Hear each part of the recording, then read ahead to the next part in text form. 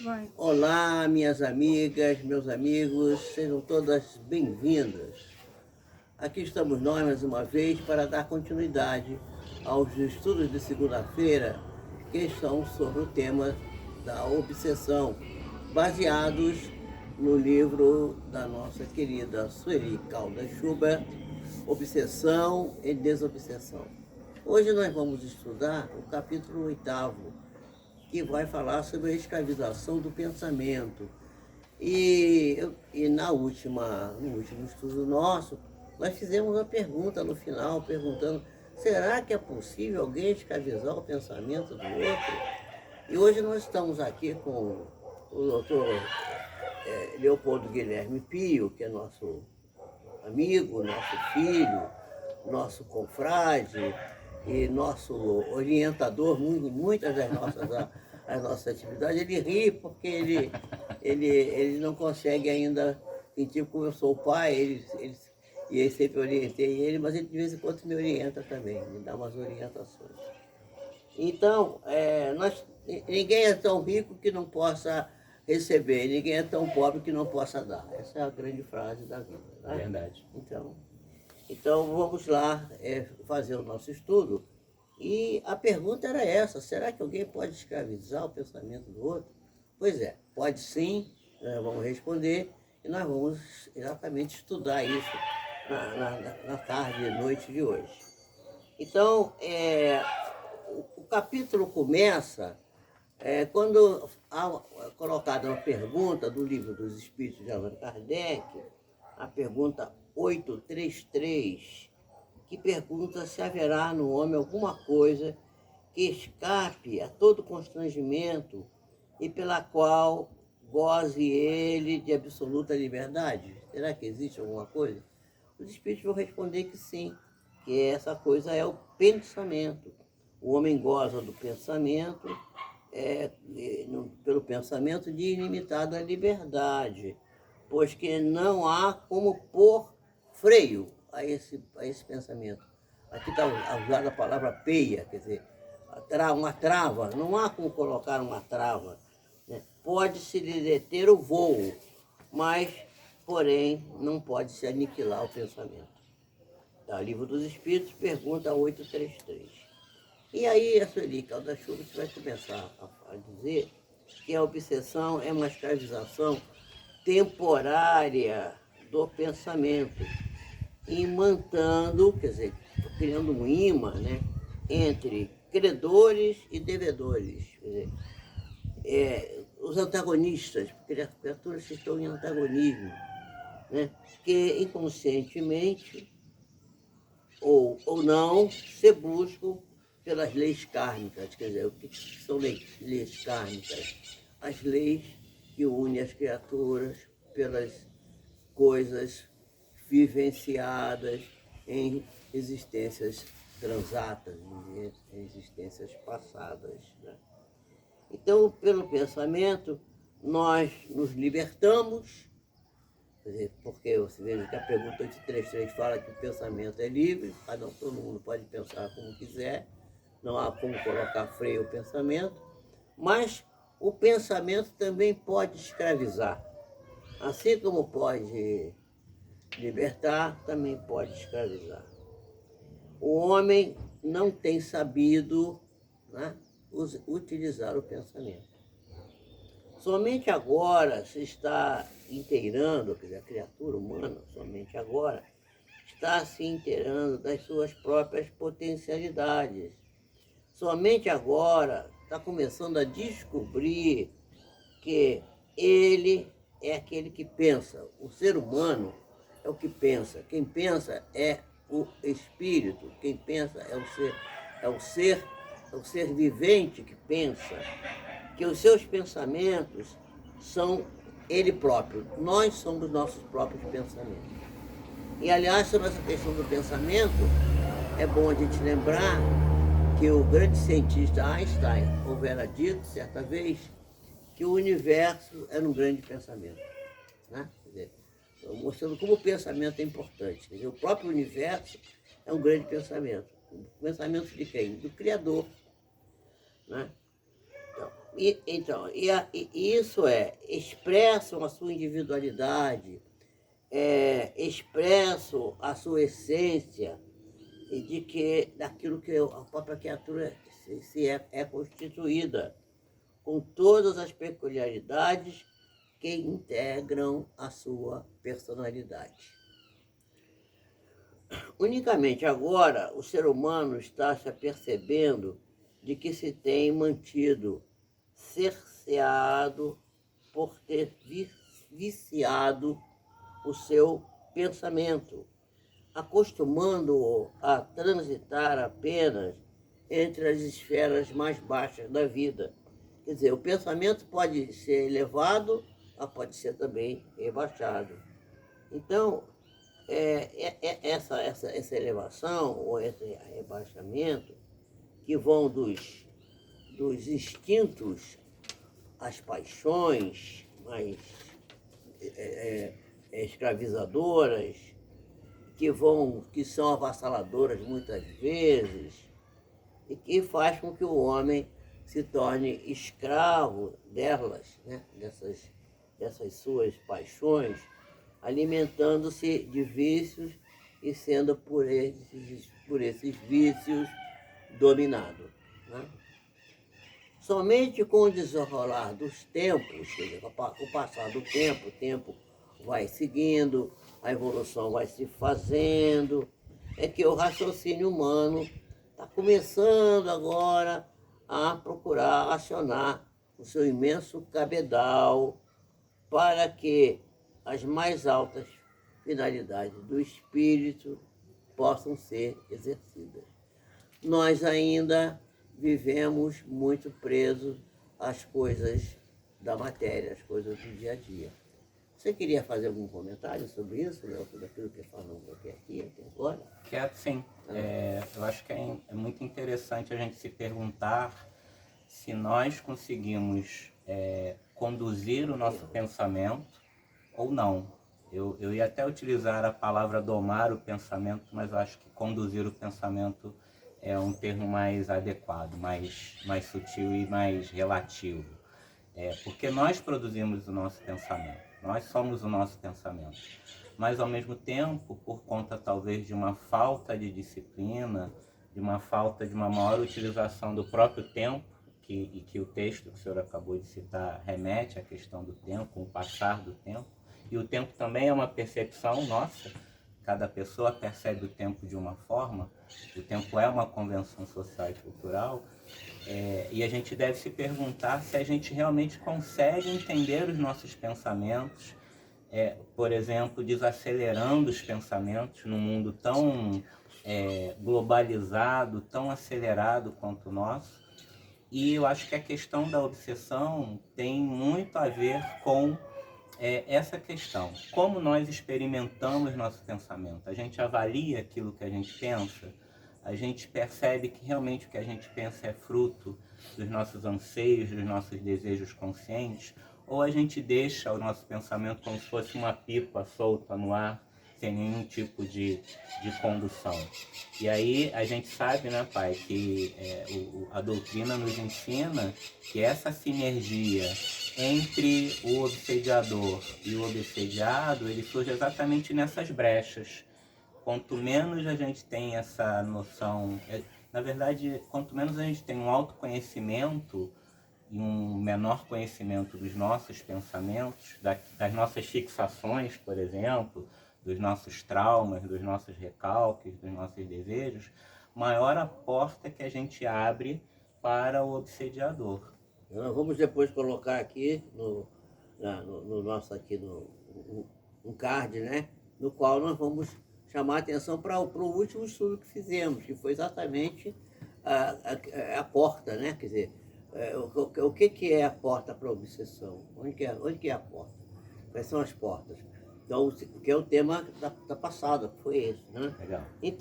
Então, vocês vejam só, e isso que você está dizendo tem a ver também com uma frase muito interessante de um companheiro nosso, que era diretor da Rádio Boa Nova, lá em Guarulhos, né? E que ele tinha um programa que ele dizia assim, que o nome do programa era Nova Consciência. Acho que era esse o nome. ele dizia assim, pois é, vamos responder a pergunta. Você está pensando ou você é pensado?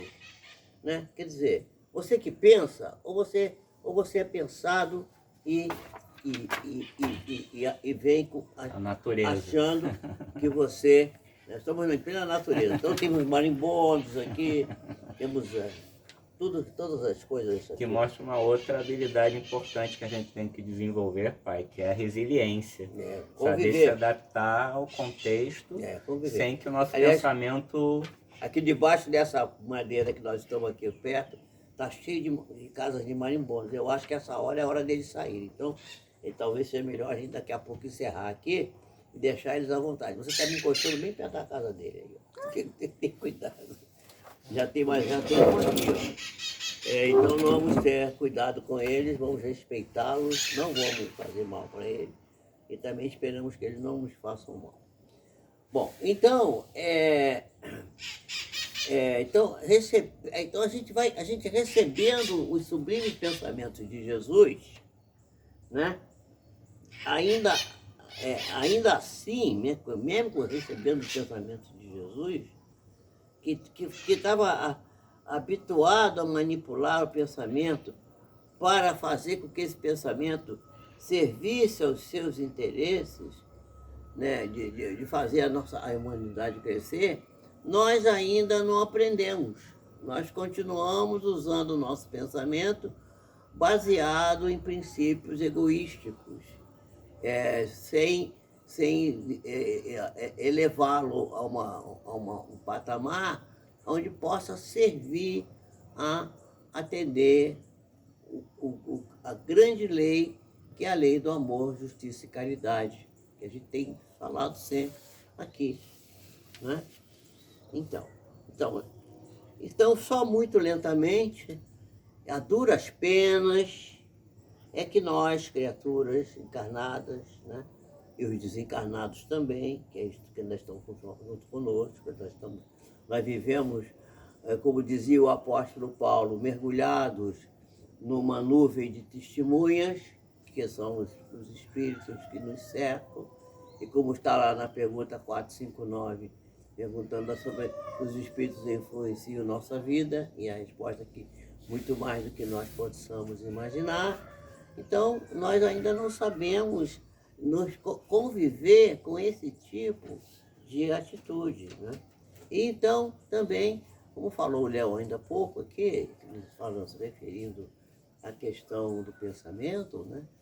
Que é o assunto que nós estamos tratando hoje, a gente ainda sabe que nós nos deixamos levar por uma coisa que achamos que é vontade, mas que não é vontade, que é o instinto. O instinto domina a nossa vida. O instinto é ruim? Não, o instinto não é ruim, porque o instinto é, vamos dizer assim, a semente do sentimento. E nós temos que buscar o sentimento, porque o sentimento por excelência é o amor. Então nós precisamos buscar o amor, nós precisamos buscar o sentimento por excelência. E para isso nós precisamos da sementinha. Qual é a sementinha? É o instinto. Mas a gente não pode viver a vida inteira dominado pelo instinto. Nós vemos que o Espírito Lázaro, lá no capítulo 11, item 8 do Evangelho segundo o Espiritismo, fala que no início nós temos instintos, depois nós temos sensações, quando a gente já está mais avançado e mais corrompido.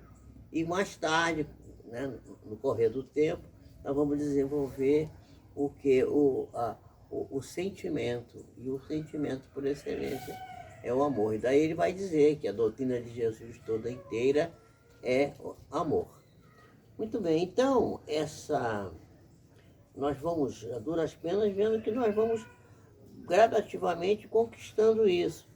E por que isso? Porque aos poucos a gente vai vendo que cada um de nós é um universo em miniatura. Cada um de nós é um pequeno universo que é expansível, pelo pensamento, mas também pelo sentimento e não pelo instinto. E quando a gente deixa levar por aquilo que a gente acha que é a vontade, mas que não é vontade, que é instinto, ou que é o desejo, né?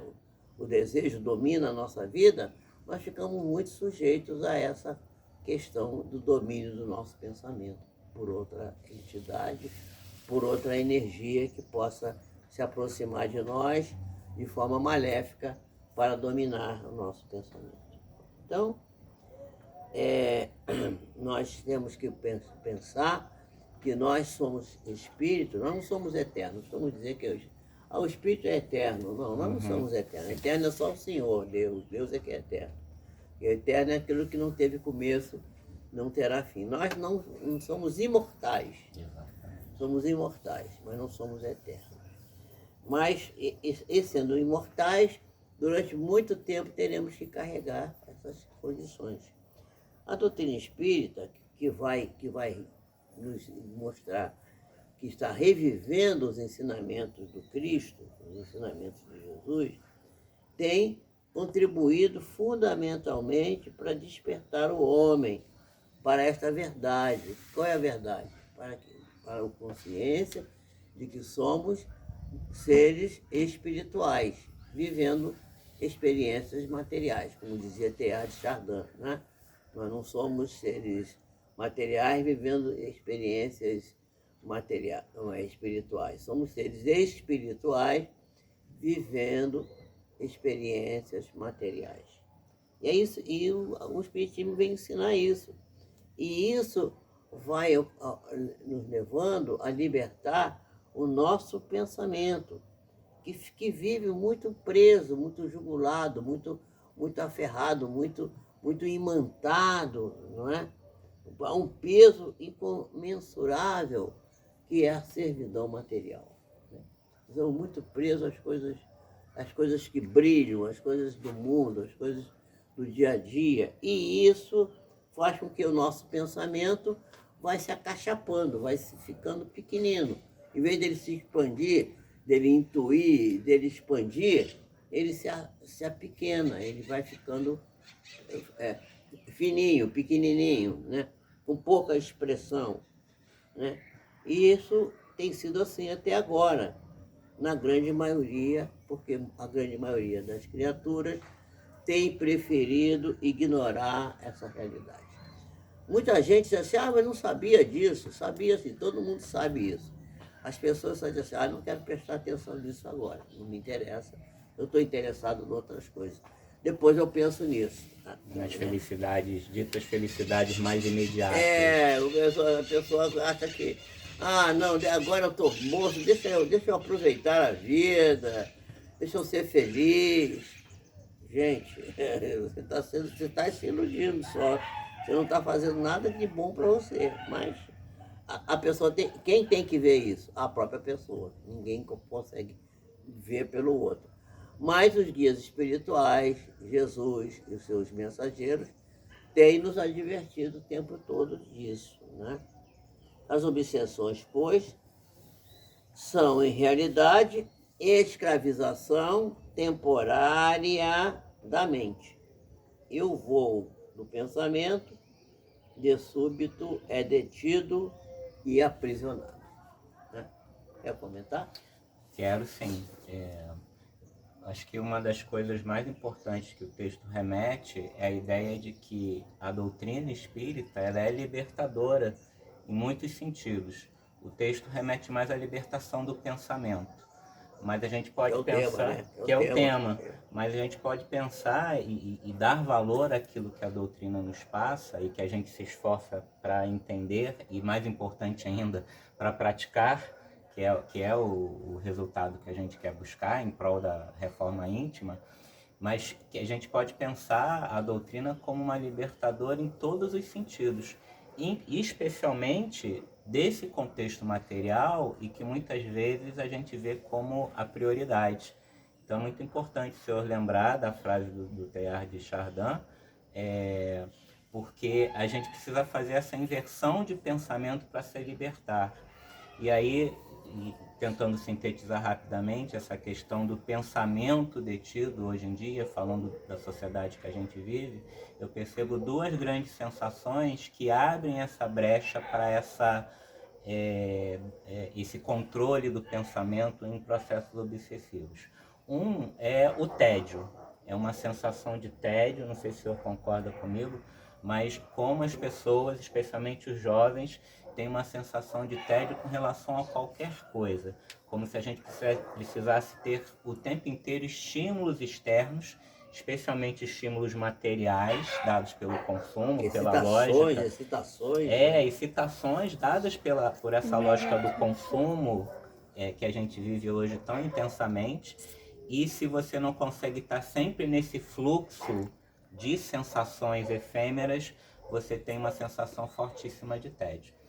E a outra sensação, é até um tema que eu já comentei com o senhor em oportunidade recente, que é a questão da euforia.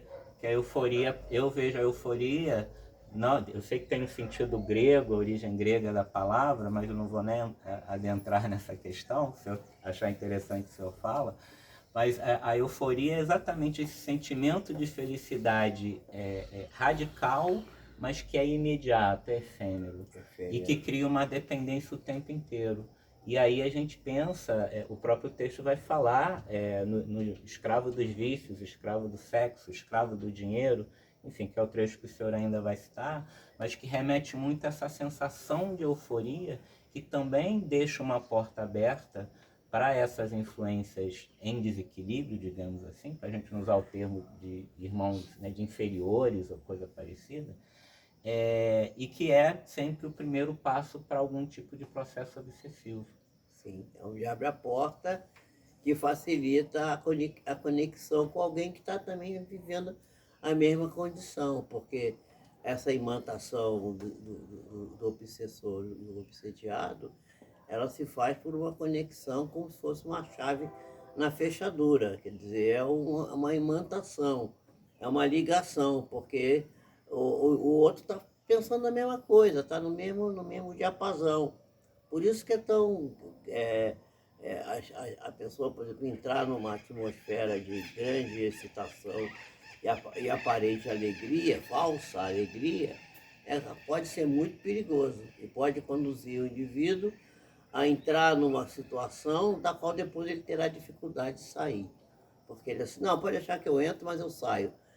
Eu me garanto, não se garante. As pessoas, todo mundo que começa, às vezes, a ter uma situação muito difícil e escravizante desse tipo, entra e depois não consegue sair mais.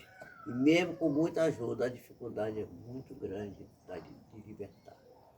Então a questão mesmo, mesmo o homem moderno hoje, quer dizer, a ciência que prometeu dar ao homem a felicidade e até hoje não conseguiu cumprir isso, o homem que se orgulha das suas conquistas, ele arranja mil pretextos para tornar-se escravo, não só dele mesmo, como também de outras pessoas, em situações as mais diversas.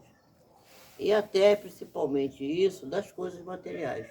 Eu tenho uma história que eu sempre contava, eu tinha um amigo meu que dizia assim, esse camarada acho que ele é meio maluco, porque ele chegava em casa à noite, tirava a carteira, o relógio, a chave, o cartão de crédito, jogava tudo na cama, tudo que ele tinha dos bolsos, a caneta, tudo.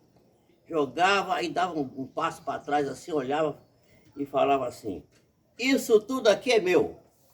E pegava, guardava tudo de novo. Eu falei assim, rapaz, você é maluco, por que você faz isso? Eu disse, não, eu faço isso porque eu fico, para que não aconteça que as coisas amanhã falem isso para mim.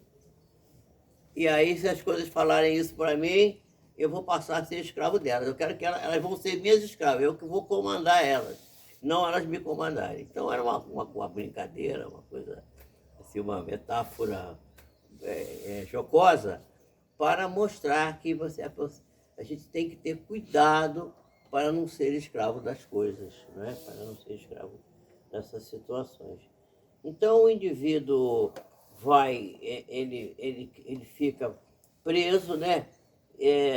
Coisas materiais, gabando-se inclusive de que as suas preferências são as melhores, mostrando com isso uma completa ignorância das verdadeiras metas da vida e dos reais valores que têm que ser atendidos. A pessoa desconhece, ignora, não sabe.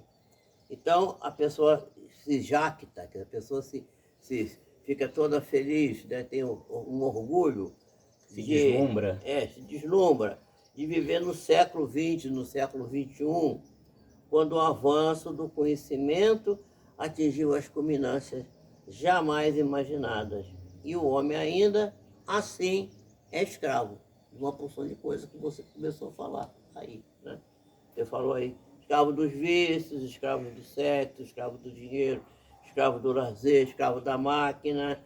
A pessoa agora, por exemplo, estava vendo um rapaz que diz assim, um rapaz que é rico, ganhou bastante dinheiro e tudo. Aí perguntaram para ele, qual é o carro que você tem? Ele virou-se e disse assim, eu tenho Uber. Ah, você tem Uber? Eu chamo Uber e vou para o trabalho, volto. Quando eu quero viajar, eu chamo Uber. É meu caso também. Aí eu falei assim, mas você não tem um carro, não sei o quê? Não, você não tem um desejo? Não tenho vontade de ter um carro. Para que eu quero um carro? Eu ganho dinheiro da garagem, eu alugo a minha garagem, não gasto IPVA, não gasto estacionamento, não tem que ter motorista, não tem que pagar nada na rua disso para aquilo do carro, não corro risco de amassar meu carro, não preciso pagar seguro, e todo esse dinheiro eu aplico e ganho mais dinheiro com esse dinheiro. Então, é uma forma inteligente, moderna, né? Ainda mais nos dias de hoje, que você tem dificuldade de se locomover, está tudo tão difícil. É melhor você ter um Uber, né? Então, mas as pessoas, a maioria das pessoas não, querem ter um carro, né? Sem a necessidade real, né? E o último modelo, pois é. Né? Uma vez eu conversei com o seu irmão, Francisco, e ele falou assim, você não quer ter um carro, meu filho? Ele falou assim, você está doido, pai? Eu não vou. E ele faz exatamente isso. O Francisco, nesse ponto, é altamente instruído. Porque ele não tem carro, ele disse, não. Até a minha garagem lá eu alugo, ainda ganho o aluguel da garagem ainda. Quer dizer, e ando de metrô, né, das pessoas mais ricas da Bolsa de Valores, né, que é o seu Bassi, ele não tem carro, ele só anda de táxi, de Uber. Uma das pessoas maior aplicador de CPF na Bolsa de Valores. Quer dizer, mas então são vícios, são hábitos que adquirimos e das quais talvez devêssemos nos libertar. E até o planeta iria agradecer, porque a gente ia produzir menos poluição, né? menos vapores, né? que são asfixiantes, e que a natureza iria agradecer. Bom, então, o homem fica escravo de tudo, né? Quando, negando a Deus, se permite a mais abjeta e dolorosa escravidão. Qual é essa escravidão? É o seu enclausuramento na masmorra sombria do egoísmo avassalante. O Espiritismo veio nos ensinar o processo de libertação, o modo de se libertar de todas as servidões inferiores. E Jesus vai dizer que o conhecimento da verdade vai nos fazer ser livres, porque conhecereis a verdade e sereis livres, como está lá em João. Então, essa expressão é uma expressão verdadeira, uma expressão importante para as nossas vidas. Então, existem muitas formas de escravidão, mas existe uma só forma de libertação. Jesus. Jesus é a libertação, porque ele disse assim, eu sou a porta, né? E eu sou a porta. E disse ele também, a verdade vos libertará, a verdade vos fará livres. Nós temos que compreender que estamos caminhando para um momento novo na nossa vida. Esse momento que estamos passando de pandemia, de afastamento social, isolamento e tudo mais, que tem causado tantas coisas com as criaturas, mas tem trazido uma grande vantagem, que é exatamente a pessoa refletir e começar a reconstruir um novo amanhã, uma nova forma de viver. As pessoas dizem, querem voltar para o normal. Eu acho que não vamos voltar para o normal. Nós vamos criar um novo normal. um novo jeito de ser, uma nova maneira. E esse trabalho que estamos fazendo aqui, estudando obsessão, ele também está servindo para que as pessoas se esclareçam, para que entendam que precisam se libertar disso.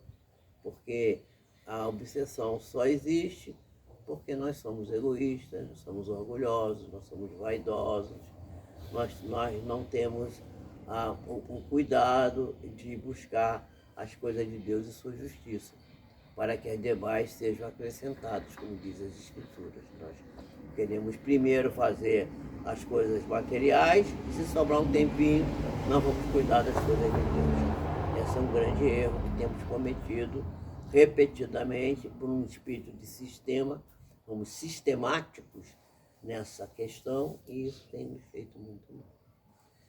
Você quer dizer suas palavras finais para a gente encerrar? Quero sim.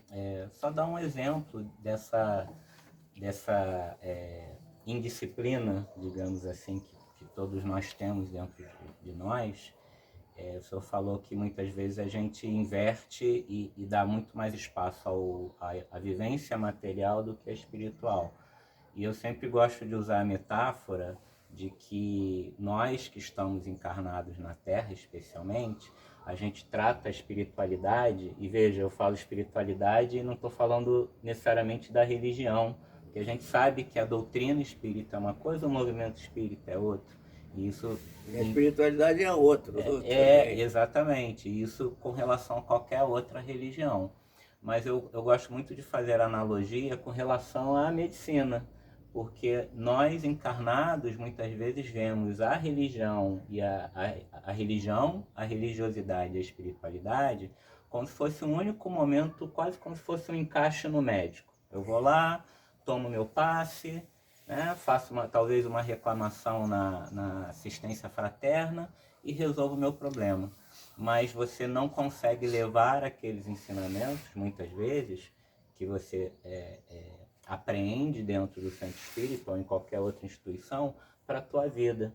É até a brincadeira que se faz no Espiritismo do Papa Passe, por exemplo. Então a gente ainda tem uma visão muito limitada, episódica, da nossa relação com a espiritualidade. E isso simplesmente porque a gente ainda não se vê como espíritos, tendo experiências momentaneamente concretas, materiais, na Terra ou em algum outro plano, enquanto encarnados. Eu costumo dizer assim, nós não temos que viver como espíritas, temos que viver como espíritos. Perfeito. Essa é que é a ideia. Né? Sim, sim. Muito bem, meus amigos. Então, muito obrigado por você, Léo, por ter cooperado conosco nessa nossa apresentação aqui. E esperamos ter outras oportunidades. Vamos fazer isso, se quando não puder ser presencialmente, pelo menos vamos tentar fazer aí por uma dessas plataformas. E vamos fazer sempre o cuidado de prestar atenção como estamos conduzindo nossa vida. Se nós estamos sendo os controladores das coisas da nossa vida, ou se as coisas da nossa vida estão nos controlando. Afinal, somos nós que pensamos ou somos pensados, como dizia lá o nosso amigo. Muita paz para todos. Fiquem com Deus.